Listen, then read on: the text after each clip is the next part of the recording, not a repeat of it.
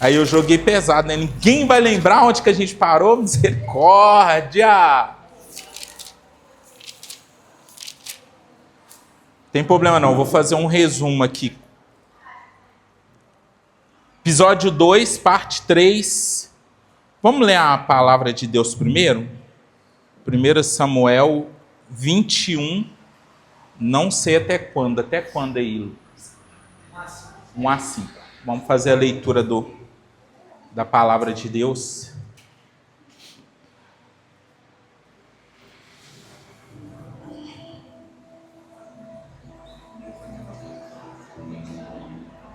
Eu vou aguardar. Pode ficar tranquilo que eu vou te aguardar aí, viu, Dan? Vou te aguardar. 1 Samuel 21.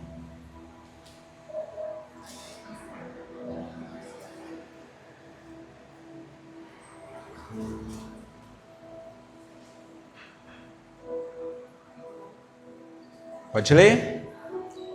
Davi foi falar com o sacerdote Aimeleque, em Nob. Nob é a cidade, tá? Aimeleque tremia de medo quando se encontrou com ele e perguntou: por que você está sozinho? Ninguém veio com você? Versículo 2. Davi respondeu: o rei me encarregou de uma missão e disse: ninguém deve saber coisa alguma sobre a sua missão e sobre suas instruções. Eu ordenei os meus soldados que se encontrassem comigo em certo lugar. 3.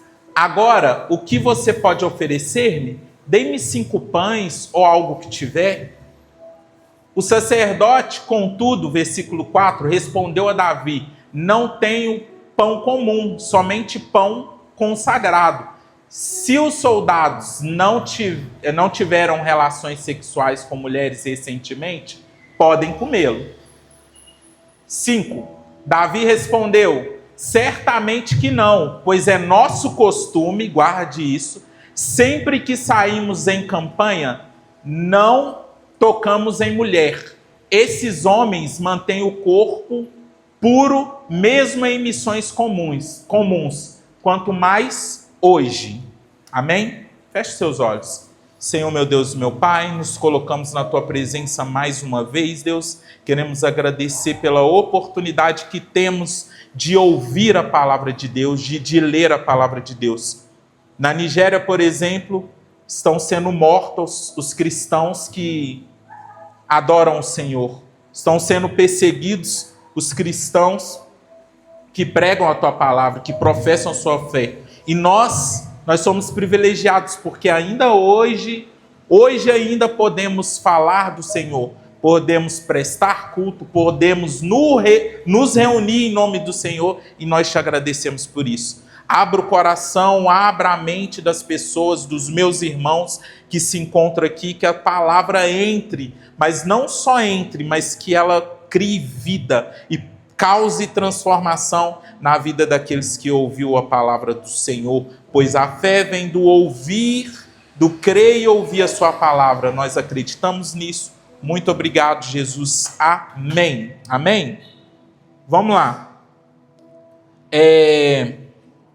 Quero que vocês guardem no texto ali que fala que quando eles estavam em Campanas, era certo, né, de Davi, do pessoal de Davi, não manter relações sexuais com as mulheres, era uma tradição deles. E Davi, ele fazia com que os seus homens eles cumprissem a regra. Guarde isso, porque a gente não vai falar isso nesse capítulo, mas nos próximos a gente vai falar, tá? O resumo aqui dos últimos episódios, né? Percorremos os capítulos de 19 a 20, Samuel, e vimos: Saul tentou matar Davi diversas vezes, Jonatas permaneceu fiel à vontade de Deus, Mical ajudou Davi a escapar e Davi deixou o palácio. Nós paramos aí, tá?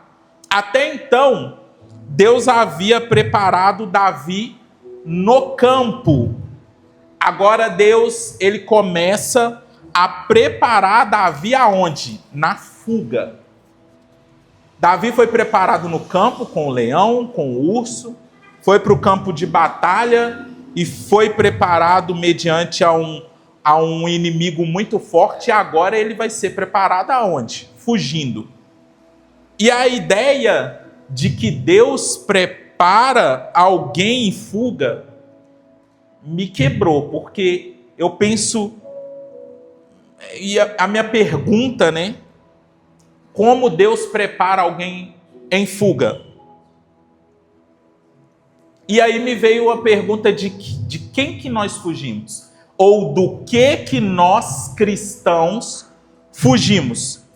1 Tessalonicenses vai dizer: afasta de toda espécie do mal, ou de toda a aparência do mal, e em outras traduções vai dizer: fuja da aparência do mal.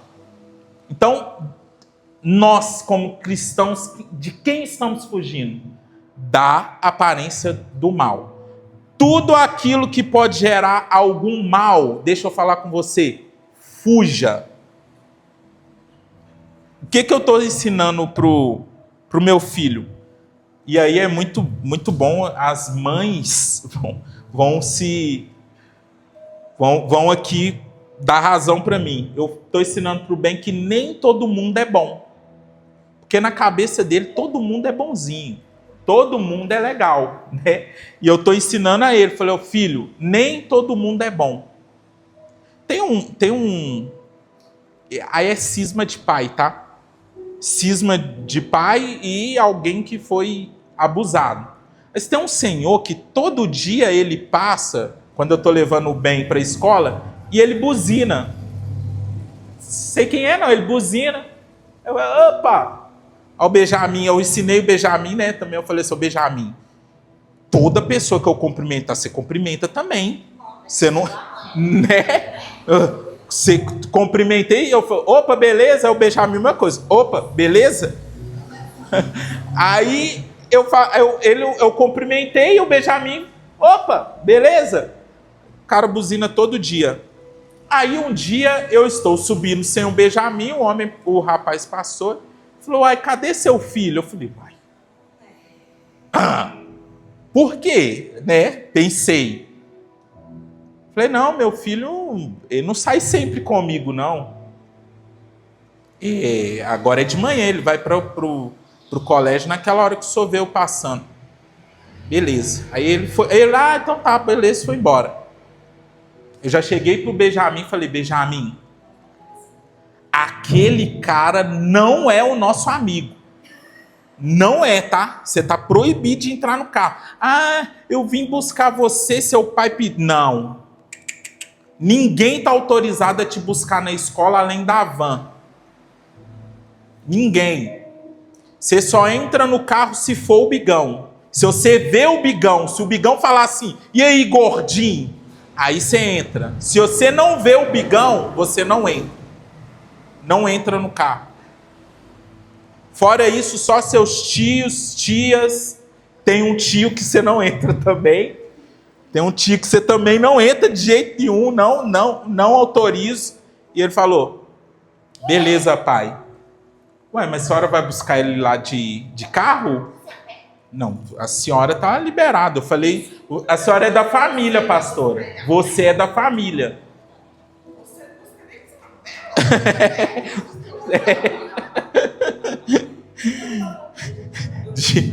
É verdade.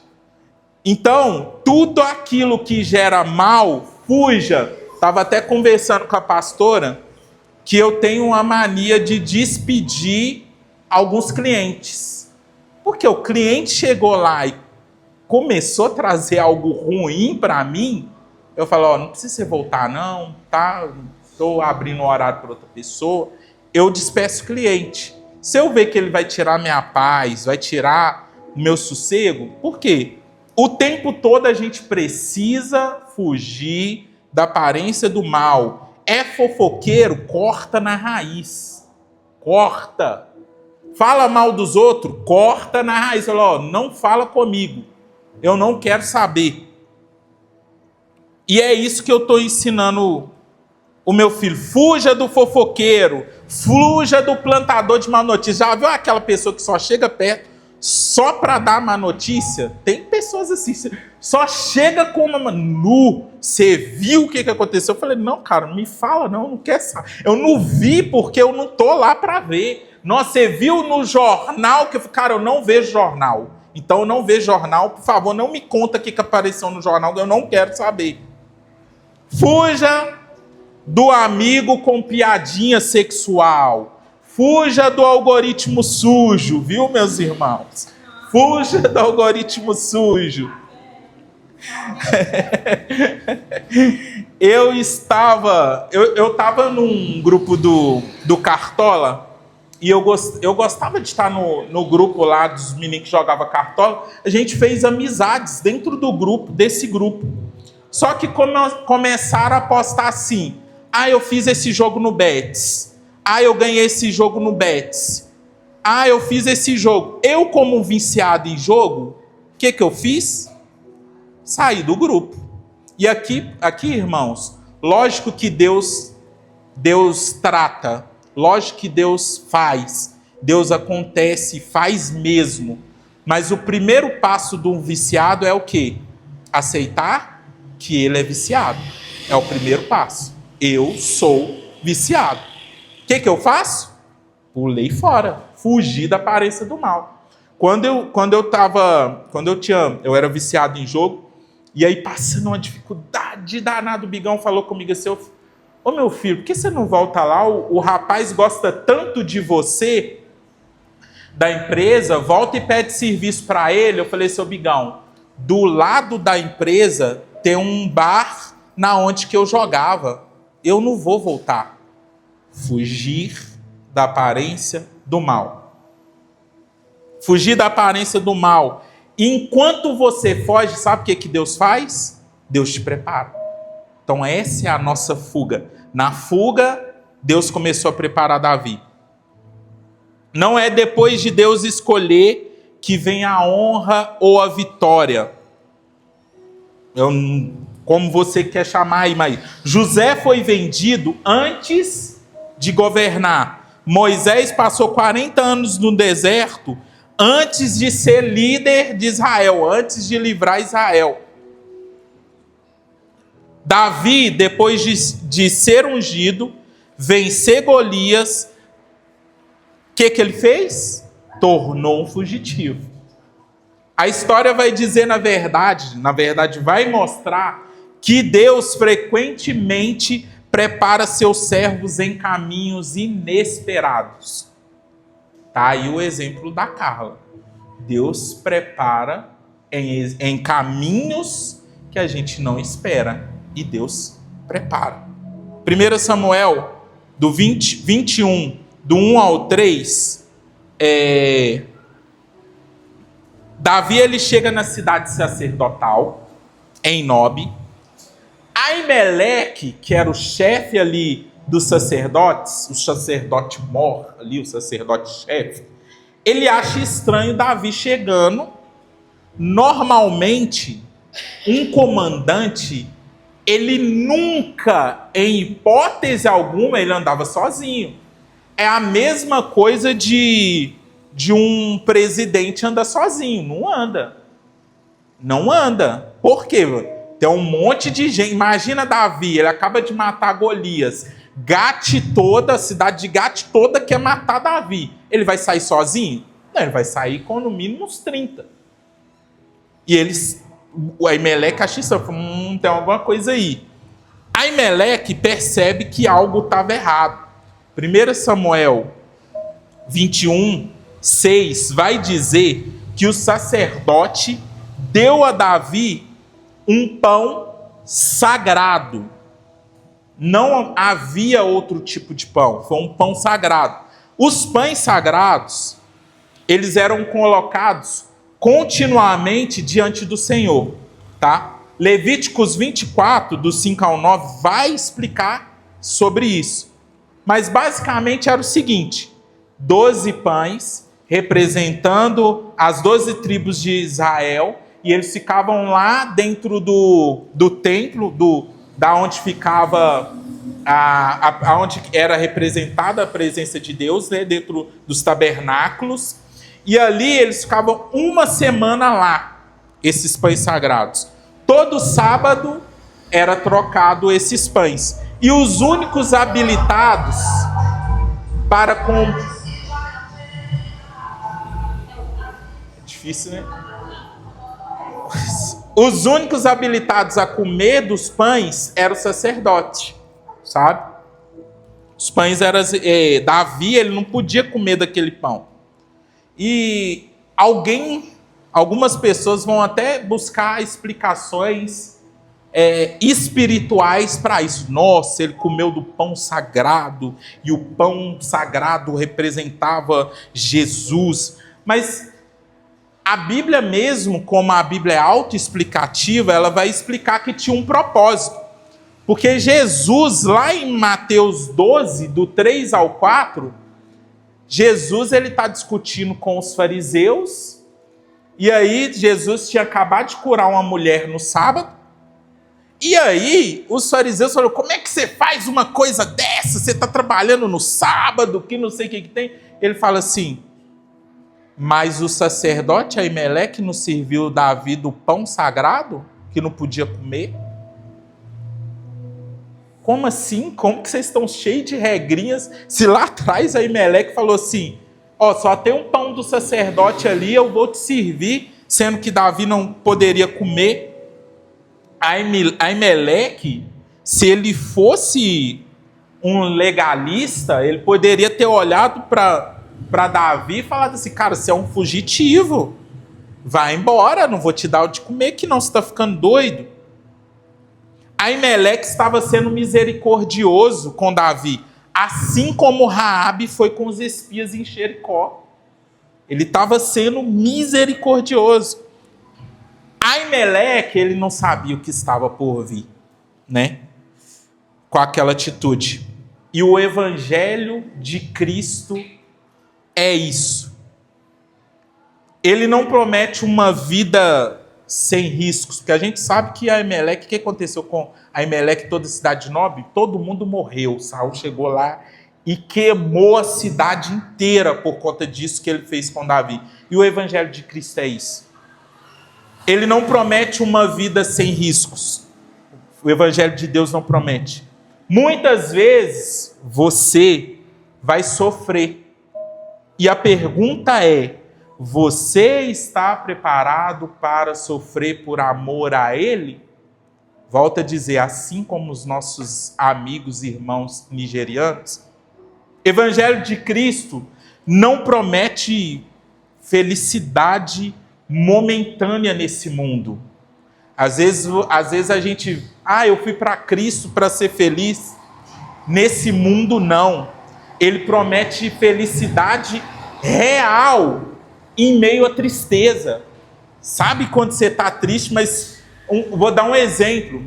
Nós fomos na semana passada num velório de um pastor. Que clima legal, né, pastor? Olha a palavra. No enterro, que clima leve, que clima legal de estar. Porque, ainda que nós estivéssemos todo mundo triste porque ele partiu, existia a felicidade em saber que ele estava com Cristo. Então, o Evangelho não promete felicidade momentânea nesse mundo, ele promete felicidade real, mesmo em meio à tristeza. Esse é o Evangelho de Cristo.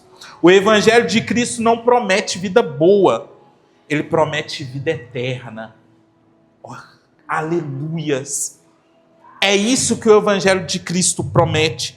E ele te chama nessa noite para viver o real Evangelho. Sem expectativas, mas cheios de fé. Glória a Deus. Porque aquele que te chamou é fiel para cumprir as suas promessas. Quem crê, diga amém. Amém. Davi, ele pergunta para Aimeleque se ele não tem uma espada. Ele fala assim: por acaso aí, Aimeleque, não tem uma espada aí para você me abençoar, não.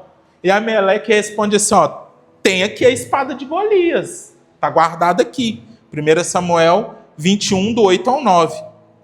A espada de Golias aqui não representa só a derrota do inimigo. É um memorial do que o Senhor fez. É a lembrança, sabe? Você pegar a espada é a lembrança do que o Senhor fez com aquele povo e com a vida de Davi, com a presença de Davi. É Davi lembrar que o Senhor estava com ele. E as suas atitudes de pecado que você cometeu, não é para você vangloriar. E quando eu falo vangloriar, é porque tem pessoas que, já viu, você vê a alegria nelas. Nossa, eu era do mundo, eu era assim, assim, assado. E você vê que a pessoa está contando com alegria do que ela era. Eu falo assim, meu Deus, eu tenho uma vergonha danada do que eu fui no mundo. Sabe, toda vez que eu conto com uma tristeza profunda. Meu Deus! As suas frustrações não são para você ficar reclamando a sua vida toda. Porque também tem pessoas que é assim, tem pessoas que vão contar aquela tristeza com tristeza a vida toda. Ah, porque lá aconteceu isso. E me machucou, e me sangrou. A pastora deu até um exemplo de uma senhora, né, que ela sempre conta, né? 4 anos. 48 meses em março. Contando a mesma coisa. Ah, porque aconteceu isso, e aí isso. Isso que aconteceu na sua vida, a sua dor, não é para te consumir. A sua dor não é para te consumir. Ela é um memorial para te mostrar o que Deus fez na sua vida. Ela é um memorial para te mostrar. Ei, calma, eu ainda tenho muito para fazer na sua vida. É para te lembrar. Nós sabemos o fim daqueles sacerdotes. E o fim da cidade de Nob. Saul foi lá e reduziu tudo a pó. Saul estava com demônio mesmo. Destruiu tudo. 1 Samuel 21, 10 a 12, vai dizer que Davi foge de Saul. E ele vai para onde? E aqui eu confesso mais uma vez que aqui me pegou também, aqui me quebrou no meio. Porque a Bíblia vai dizer, e eu achei muita loucura, Davi fugindo do povo do exército que deveria ser o seu aliado, que era o povo de Israel, ele vai para Gate, terra do Golias. Todo mundo queria a cabeça de Davi. Davi falou, eu vou sair daqui e vou lá para Gate. Doido! E aqui existem 2 linhas dentro do texto. Aqui. Davi está sozinho ou Davi está com alguns homens? Por quê? Quando Davi ele chega à cidade de Nob para ver Aimeleque ele pergunta assim, ó, você está sozinho? E aí Davi, o que parece é que Davi, o que parece não, a primeira coisa que Davi fala, Davi ele mente. Sério? Davi fala mentir? Sim. Ele fala assim, ó, o rei me encarregou de um negócio. O quê? Davi mentiu? Davi mentiu. E o pastor também mentiu. Quando que o pastor mentiu? Quando eu perguntei para ele assim, Bigão, tá tudo bem? E ele falou assim, tá tudo bem, meu filho, mesmo tudo indo mal. Porque ele ficou preocupado em não me preocupar. E aqui, eu quero abrir aqui, e aqui eu não estou relativizando a mentira não, viu gente? Pelo amor de Deus. O diabo é o pai da mentira.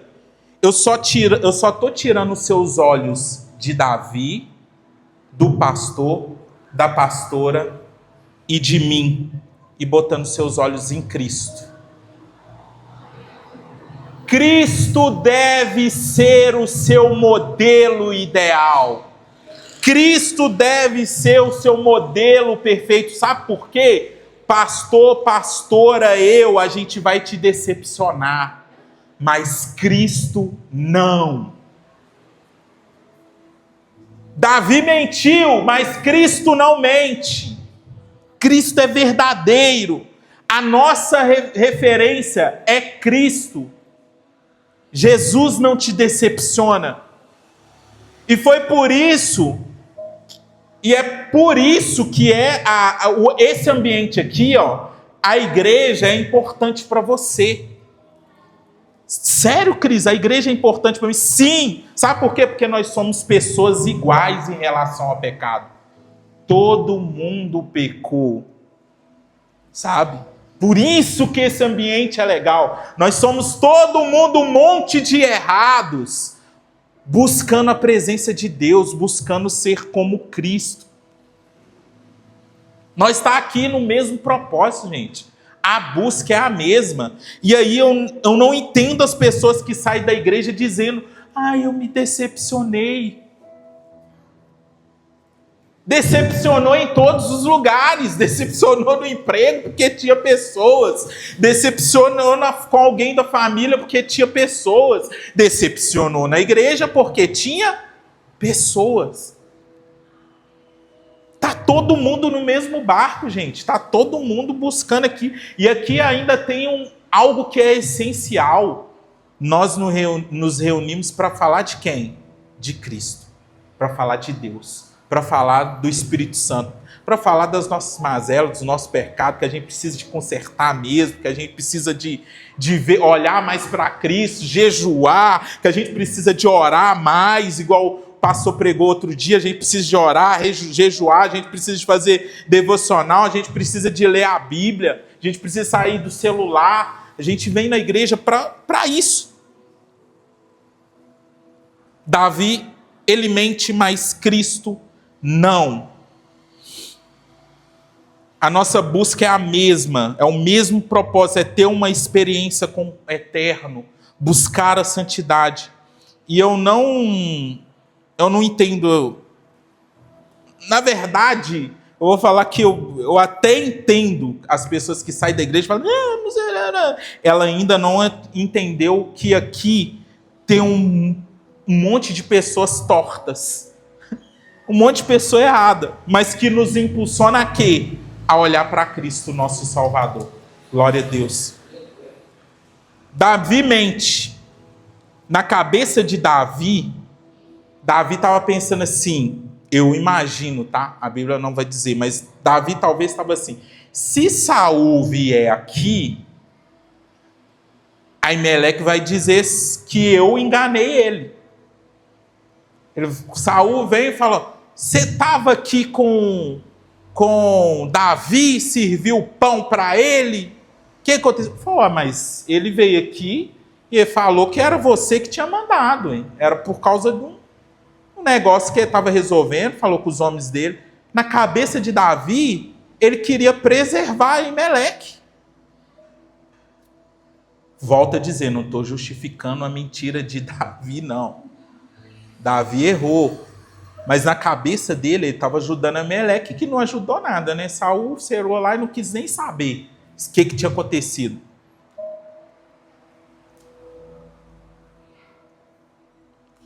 Davi diz que seus moços estavam em um lugar e iria encontrar com eles. 1 Samuel 21:2.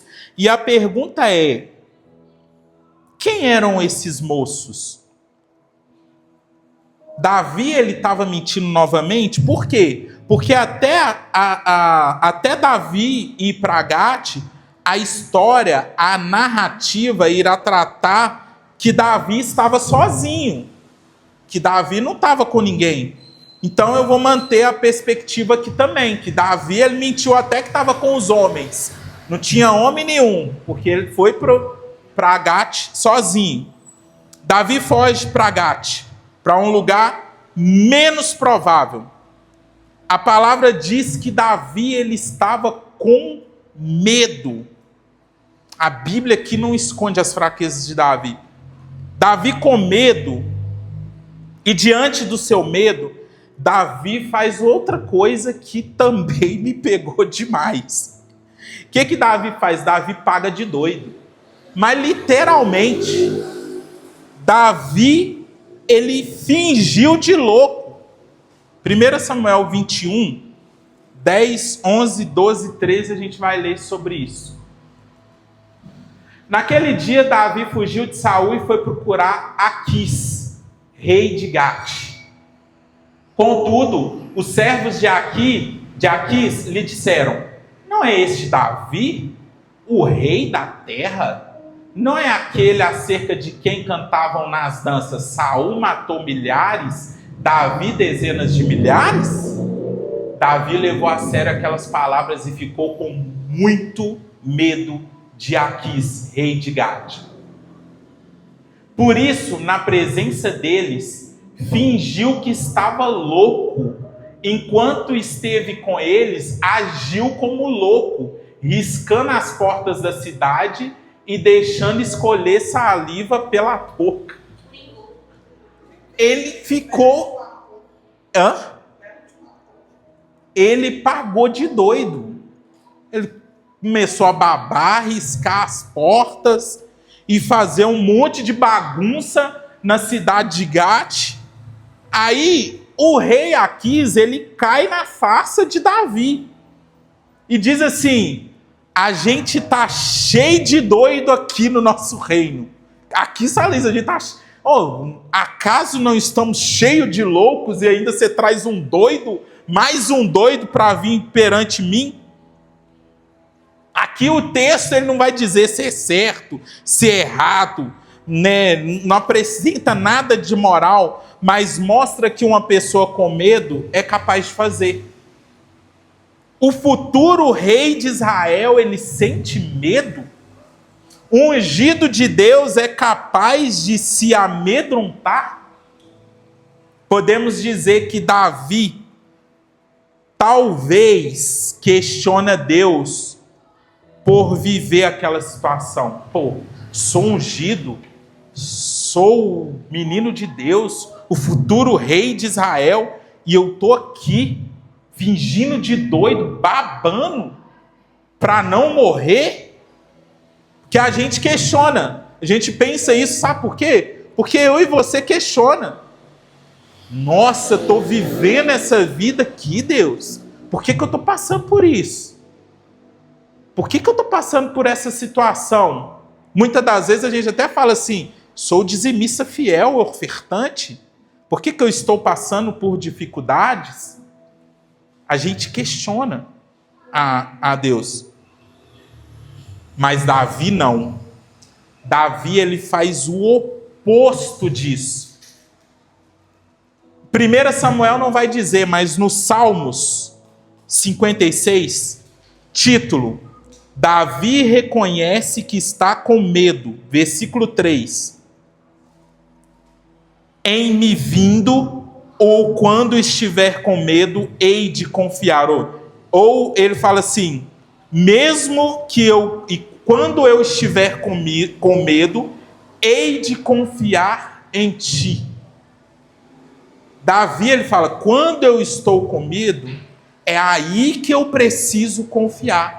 Não tem reclamação de Davi. Ele fala: não, eu estou com medo aqui, mas o segredo aqui para esse medo é eu confiar no Senhor. É eu confiar em ti.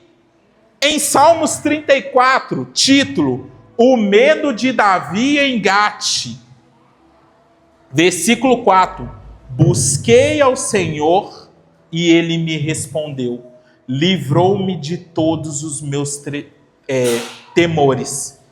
Davi, ele não reclama, ele declara: hei de confiar em ti. E assim Davi obtém a sua resposta.